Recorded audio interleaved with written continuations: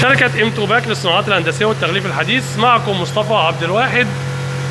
ماكينة تعبئة بقوليات نقدر نعبي عليها رز، سكر، بقوليات، أي حبيبات زي ما احنا شايفين بنعبي عليها النهارده رز.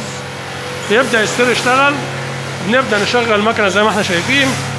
مقدمة من شركة إمتوباك للصناعات الهندسية والتغليف الحديث. معكم مصطفى عبد الواحد. الماكينة نقدر نعبي عليها رز، سكر، مكرونة، بقوليات، فاصوليا، أي أنواع من البقوليات. فيها أكياس لحام سنتر بنعبي عليها من أول 10 جرام ل1 كيلو كامل. مقدمة من شركة إمتوباك للصناعات الهندسية والتغليف الحديث. المكنة زي ما احنا شايفين مزودة بسير تغذية، بيرفع لنا المنتج هنا في السير.